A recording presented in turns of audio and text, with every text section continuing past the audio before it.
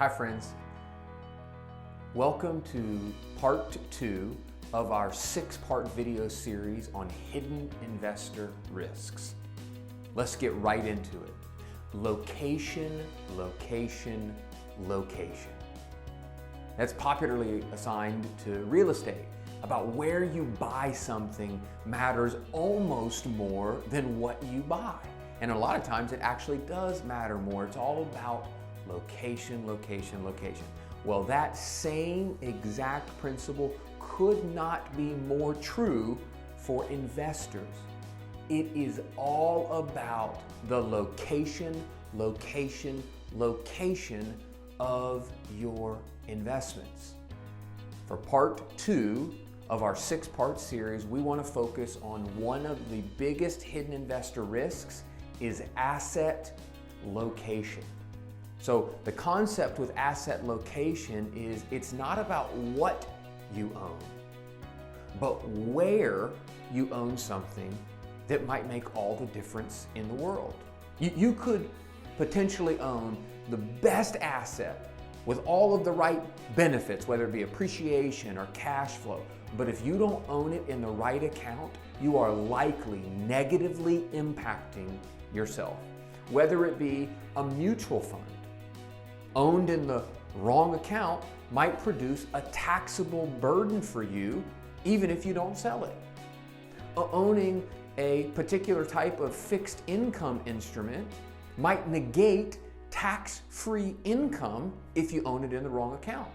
You might own dividends in your retirement accounts that cause you, when you distribute those dollars, to pay a higher tax rate than if you would have just owned those in an after-tax account. I could go on and on and on about where's the right place to own an annuity, which account is the right place to own other tangible assets. There is an ideal, from a tax and efficiency perspective, place to own every single investment. Now, if you're like some investors and you only have retirement accounts, or you only have taxable accounts, then some of this is mitigated for you because you have what you have.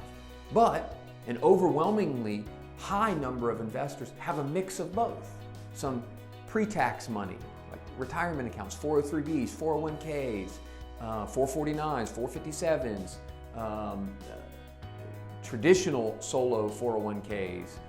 Then you've got tax-free buckets like Roth IRAs or Roth 401Ks, or maybe even some after-tax money, a general brokerage account. There are lots of types of investment structures that you can have, but if you don't own the right investments in the right accounts, you are likely negatively impacting your bottom line return on those investments. I could tell you story after story about investor and family that I've spoken with, spent time with, and done deep dive analysis for, who have great asset allocations, have great investments, have all the right pie charts and risk parameters, and are doing extremely well.